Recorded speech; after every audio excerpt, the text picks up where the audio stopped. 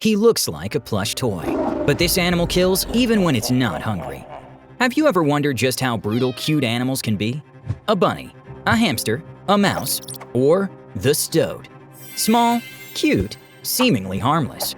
But he is an absolute monster. With a hunting success rate of nearly 70%, he kills prey several times his own size. As a close relative of the honey badger, he never stops.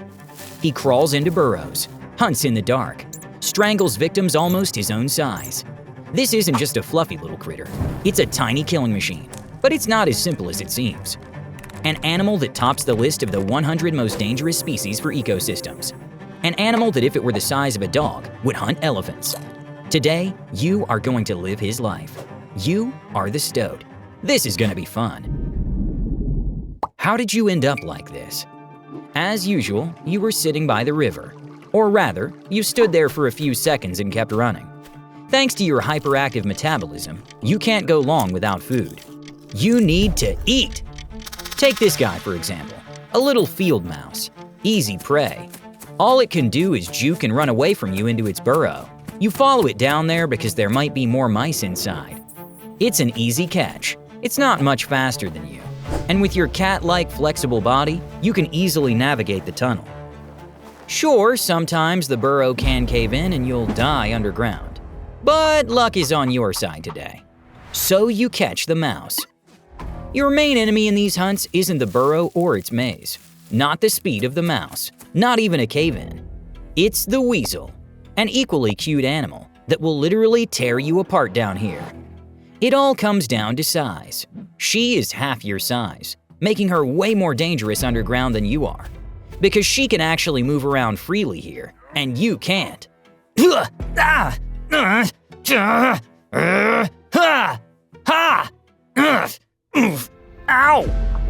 No. If you just thought that a beast 20 times heavier and 3 times larger is going to eat you, remember your mom's words, and the fact that you're a stoat, a close cousin of the honey badger. You guessed it, you're gonna beat the crap out of him. You'll smack him right in the nose while he tries to grab you. You'll see his every move, because your reaction time is around 1 to 2 milliseconds. That's 200 to 250 times faster than peak human reflexes, and 20 times faster than a cat's. And your body can twist and bend in any direction imaginable. Remember your mom's words, fart. This smell is incredibly similar to a skunk's, and it's unbelievably foul. Still, if this fox were a little more experienced and aggressive, he actually would have eaten you. Because the trees where you usually hide from them are pretty far away. Yeah, you fight them off, you win. More accurately, you do everything in your power to make hunting you as inefficient as possible for them. But if they really wanted to… What are you staring at, huh? A squirrel. Seems like easy prey. Back in your childhood, you were taught how to climb trees, and your strong claws let you grip the bark perfectly. But him and his speed, he's clearly a pro at tree climbing. You're no slouch either, but you'll chase him in circles around the trunk for a bit. But soon, you notice it. A bird's nest. Left unguarded by the parents. Screw the squirrel. You don't need it. At least until it drops its guard. And then you'll… But that's a problem for future you. Right now, you're busy explaining to these baby birds that their inability to fly is strictly a them problem. Yeah, well, pretty quickly with their beaks, they also explain to you that you can't fly either. 5 minutes later. Your life is just like that. Once upon a time, back in your early childhood, things were much simpler and calmer. Back then, if a predator or a human stumbled into your burrow, where you and 6 exact clones of yourself were huddled, your mom never ran away. She would flare up with such rage and aggression that she could force even a trained hunting dog, an animal 180 times her size, to back down. You don't remember your own birth. It's hard to even remember the season. You came into this world completely naked, blind, and deaf. You weighed a measly 3 or 4 grams. Oh, stop blushing. Now you can take down a rabbit that's multiple times bigger and faster than you. What? Why me? Somewhere around your 2nd or 3rd month of life, when you started looking exactly like a miniature adult, you learned it. The worm dance. It's thanks to this bizarre dance that you'll be able to fool him. You twist, flip, and bounce around as crazy as you can, so the rabbit just stops in pure shock, watching you. having absolutely no idea what you're doing. These erratic moves force him to freeze and stay perfectly still. When you get close enough, you strike, latching right onto his neck. It's a brutal fight. Given your size difference and his speed, he's going to try throwing you off with sharp, violent jerks in every direction. But sooner or later, your jaws will bring him down. That's because they're attached to your skull so tightly that they literally can't move side to side, only up and down. This gives you an iron grip. Prying your jaws open from the outside is practically impossible. You'll drag him back to your den. Sometimes the rabbit doesn't just wait around. Sometimes, very rarely, he actually attacks you.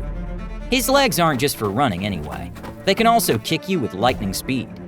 If he connects, you're going flying. If you're lucky, your ribs won't shatter, and you'll just brush it off and keep running, just like this time. Because your metabolism is a furnace, and someone is constantly shoveling coal into it. If you don't eat in the next few hours, you'll just shut down forever. It's like a timer in a video game, constantly ticking down to zero, and the only way to reset it is to kill something. But there's no real prey around. The rabbit just got away, the mice are hiding, and the birds are sitting way too high up. And this is when you do something you'll never ever tell anyone about. You look down. The dirt. Worms. Yep, you, the perfect killing machine, an apex hyper-predator, a cousin of the honey badger who just tried to take down a rabbit 3 times your size, start digging in the mud like some loser mole, whose burrows you steal all the time, by the way. You dig up earthworms, random bugs, caterpillars. It sounds incredibly pathetic. But calories are calories. This is your breakfast. You choke down these worms, cringing on the inside, but that hunger timer resets just a little bit. You'll live to see another hour. How can a stoat fly? It's simple. A hawk grabs you, lifts you into the sky, and drops you. Obviously, if he grabs you, you're not surviving that. But to prevent that from happening, you have your insane reflexes and your signature black-tipped tail, which distracts the bird of prey. You pull off a backflip that defies logic, and whoosh, you dart into the nearest hole or under some tree roots. The hawk's talons click together just a millimeter from your tail. Everything worked exactly as nature intended. That tail bought you the split second you needed to survive.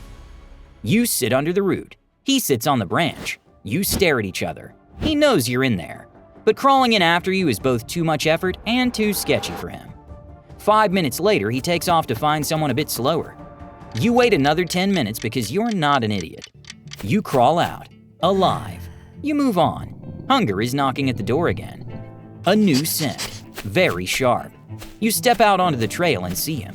A hamster. If you think a hamster is just a cute little fluff ball that sleeps in sawdust and eats seeds out of your hand, you are dead wrong. A wild hamster is an aggressive, absolutely unhinged ball of muscle.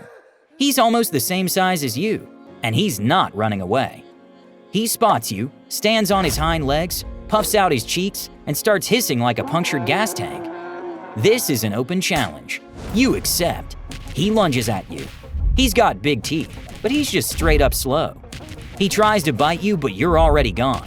Your body works like a coiled spring. You fake left, he reacts, exposing his neck. Bam! Things would have ended very differently if you guys were in a burrow, for instance. He would have crushed you, but out here in the open, you fly straight into his throat. Over in a second.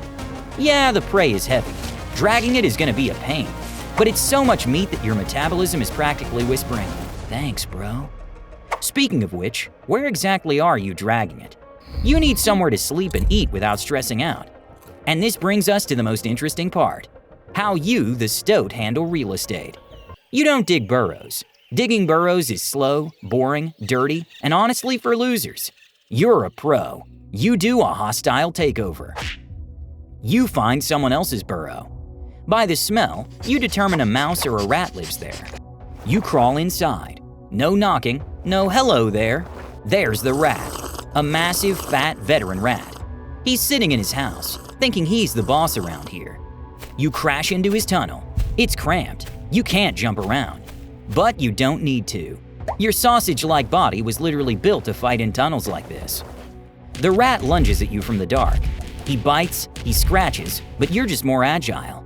You pin him hard against the tunnel wall. Crunch! If there had been a dozen or two rats instead of just one, this would be a different story. But that's it. The rat has been evicted, permanently. And now, interior design. Do you think you just sleep on the bare dirt? Oh no. You're a psychopathic aesthete. You take the fur and skins of the mice and rats you just killed, or the ones already lying around in the burrow, and line your bedroom with them. Yes, you literally make yourself a soft, cozy little bed out of the corpses of your enemies. It's warm, comfortable, and metal as hell. You have about 5 of these apartments scattered across the forest. Your territory spans 50 to 100 acres of woods. If another male encroaches on your marked turf, it's a fight to the death. But you might have 5 to 7 female nests overlapping your territory. Your own little kingdom. You've slept, eaten. You head outside. The sun is shining. You run down to the river for a drink. You aren't afraid of water. Your fur is practically waterproof, and you swim better than half the fish that live here. You're standing in the shallows, and then you see movement under the water. A pike, a predatory fish, just hovering in the weeds, waiting for a small roach or minnow to pass by. A normal animal would get a drink of water and go about its business. Why mess with a fish that is a predator itself? But you are a stoat. You see moving meat, and meat needs to be eaten. You don't think, you dive in. The pike is in shock. It sees this hairy torpedo flying right at it. It tries to hit the gas and dive deep, but you're faster. You grab it right underwater. It thrashes. The water around you boils. The pike is strong. It tries to shake you off, slapping its tail, trying to drag you down to the bottom with it. But you're latched onto it with all 4 paws, and your jaw's like a tick. You literally ride it up onto the shore. You drag this slippery fish onto the grass. It's longer than you are, flopping its tail against the ground. But it's too late. Today, we're having fresh sushi for lunch. You are a universal soldier. On land, underground, in the trees, in the water, there is simply nowhere to hide from you. Man, they are so annoying. You swim after your pike, a swift dash, and you're already dragging it to the opposite bank.